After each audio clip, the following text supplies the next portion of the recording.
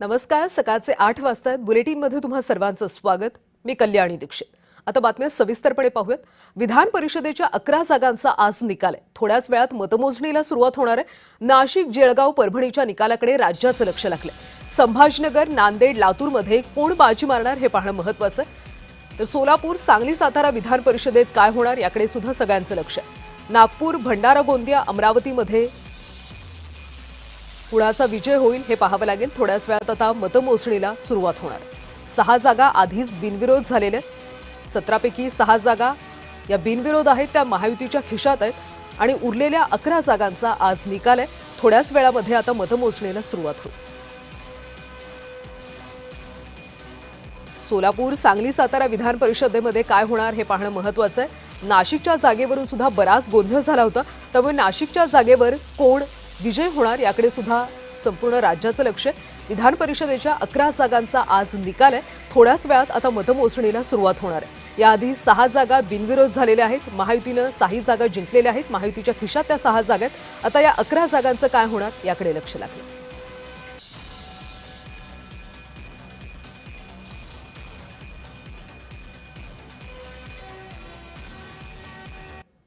तर आज या विधान परिषदेच्या जागांचा निकाल लागणार आहे. 11 जागांचा निकाल लागणार आहे. वेगवेगळ्या ठिकाणी नेमकी काय परिस्थिती आहे, मतमोजणीला थोड्याच वेळात सुरुवात होणार आहे, या सगळ्याचे अपडेट्स आपण घेऊयात. आमचे प्रतिनिधी सध्या आपल्यासोबत जोडले गेलेले आहेत. संभाजीनगरमधून विजय चिडे आहेत, सोलापूरमधून रवी ढोबळे, तर नागपूरमधून तेजस मोहतुरे आहेत आणि नाशिकमधून सध्या किरण गोटूर आपल्यासोबत आहेत. आपण सुरुवातीला जाऊयात नाशिकमध्ये, तिथली परिस्थिती काय आहे जाणून घेऊयात.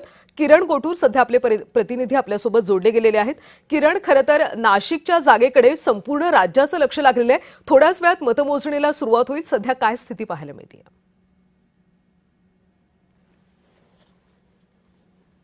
पासूनच नाशिक विधान परिषदेची ही संपूर्ण जी निवडणूक आहे ते वेगवेगळ्या कारणामुळे एकूणच चर्चेला गेलेली आहे.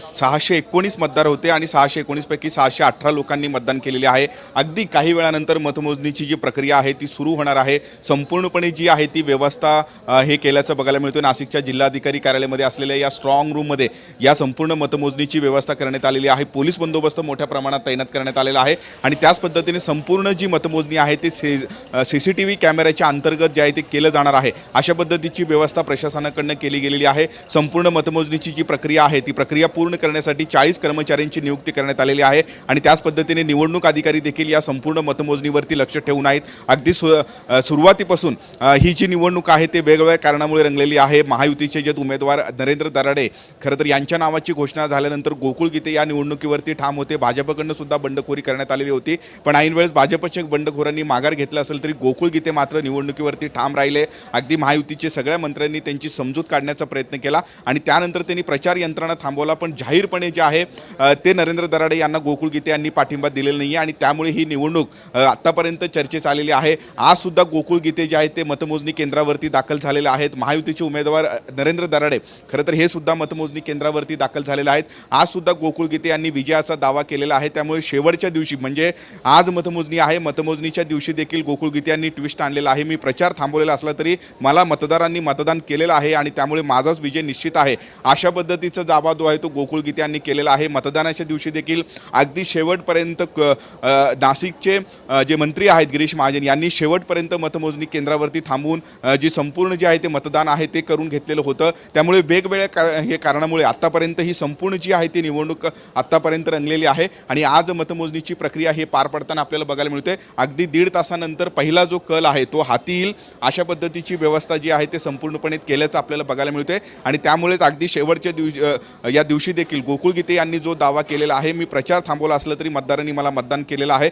आणि त्यामुळे माझा विजय निश्चित आहे, अशा पद्धतीचा दावा केल्याने नेमकं मतमोजणीमध्ये काय होतो हे बघणं महत्त्वाचं असणार आहे. मतमोजणीची जी प्रक्रिया आहे ती सुरू झालेली आहे. 1.5 तासानंतर पहिला कल हाती येईल आणि त्यामुळे नेमकं या संपूर्ण निवडणुकीमध्ये कोण बाजी मारतो हे बघणं महत्त्वाचं असणार आहे.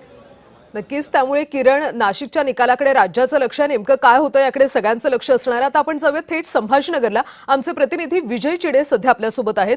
विजय, संभाजीनगरमध्ये स्ट्रॉंग रूम बाहेर सध्या काय स्थिती पाहायला मिळते? पोलिसांचा कसा बंदोबस्त आहे? उमेदवार सुद्धा त्या ठिकाणी दाखल आहेत का? नक्कीच कल्याणी जर बघितलं तर छत्रपती संभाजीनगर जालना विधान परिषदेची मतमोजणी जी आहे ती आज थोड्याच वेळामध्ये जी आहे ती सुरुवात होणार आहे।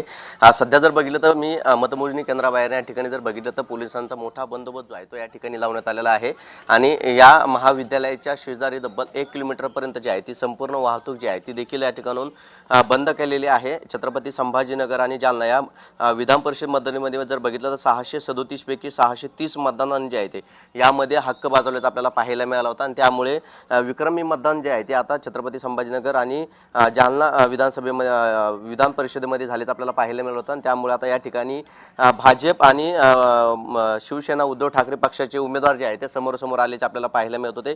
दुहेरी लढत जी आहे ते या ठिकाणी आहे। त्याचबरोबर एमएमचे पुरस्कृत उमेदवार देखील रिंगणामध्ये असल्याचे पाहायला मिळत आहे। भाजपकडून सुहास शिरसाट तर ठाकरे सेनेकडून गणेश लोखंडे हे रिंगणामध्ये आहे। त्यामुळे आता थोड्याच वेळामध्ये या मतमोजणीला सुरुवात होणार आहे आणि भाजप जर बघितलं तर सध्या आमचीच सत्ता येणार असल्याचा देखील दावा जो आहे तो भाजपने केला होता, कारण बहुमताचा आकडा जो आहे तो महायुतीकडे असल्याचा पाहायला मिळाला होता। मात्र महाविकास आघाडीकडून जर बघितलं तर गणेश लोखंडे अधिकृत उमेदवार जे आहेत ते असल्याचे पाहायला मिळत आहे। सुहास शिरसाट यांनी आम्ही 500 मतदान घेऊन जे आहे ते विक्रमी विजय मिळवू शकतो असं देखील त्यांनी म्हटलं होतं। थोड्याच वेळामध्ये जे आहे ते आता ही मतमोजणीला सुरुवात होणार आहे। कल्याण नक्कीच मतमोजणीला थोड्याच वेळात सुरुवात होतील आणि काही वेळानंतर पहिले कल सुद्धा समोर येतील, त्यामुळे कोण आघाडीवर असेल कोण पिछाडीवर हे चित्र स्पष्ट होईल। आता सोलापूरला जाऊयात, आमचे प्रतिनिधी रवी ढोबळे सध्या आपल्यासोबत आहेत। रवी, खरं तर सोलापूरमध्ये यंदा विक्रमी मतदान झालं होतं, 99% इतकं मतदान झालं होतं, त्यामुळे यंदा कोण बाजी मारेल असं पाहायला मिळते, काय सध्या चित्र आहे?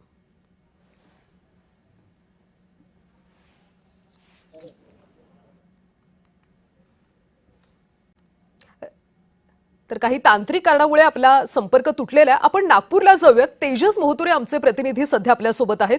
तेजस, नागपूरमध्ये मतमोजणीसाठी कशी तयारी करण्यात आली आहे? अगदी कल्याण, आपण जर बघत असेल तर मतमोजणीला जे आहे ते सुरुवात झालेली आहे। मी नागपुरातील जिल्हाधिकारी कार्यालयासमोर जे आहेत त्या ठिकाणी उभा आहे। एकूणच जर बघितलं असेल तर कडेकोट जे व्यवस्था जी आहे ती या ठिकाणी करण्यात आलेली आहे।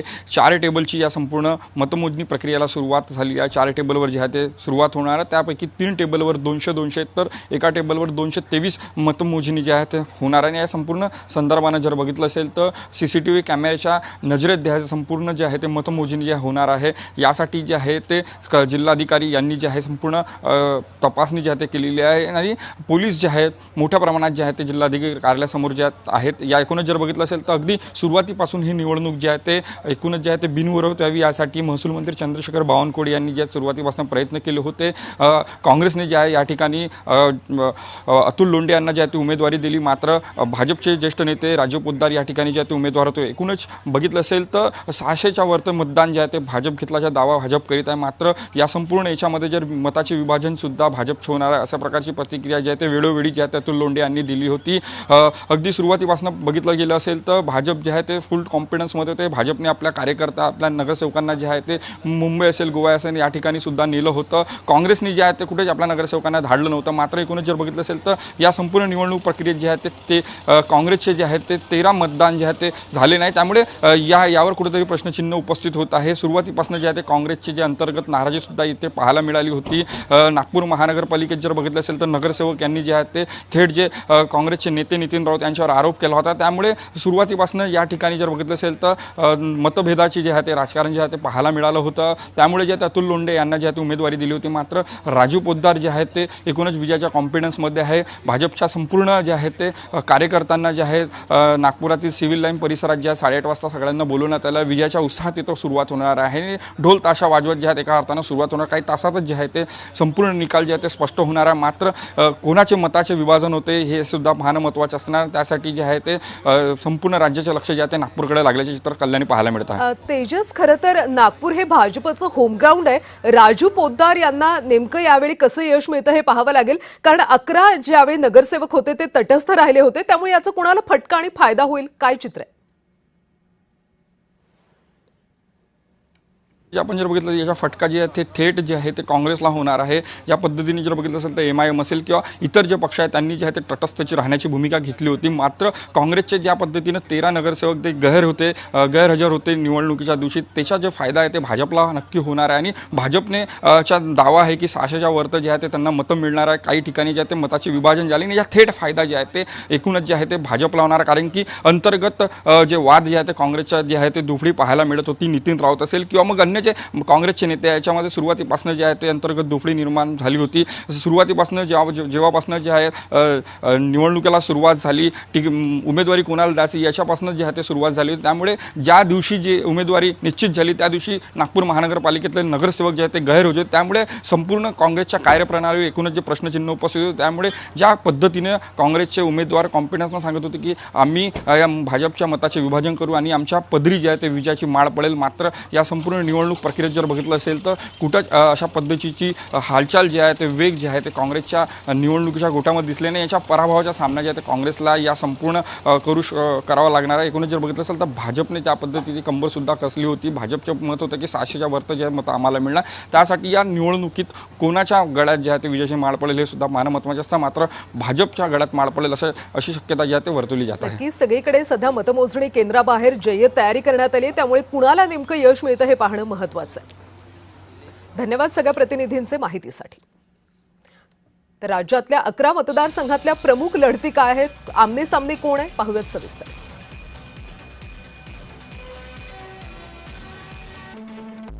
तर सोलापूर विधान परिषद यामध्ये भाजपचे राजेंद्र राऊत तर राष्ट्रवादी शरद पवार पक्षाचे वसंतराव देशमुख यांच्यामध्ये लढत आहे.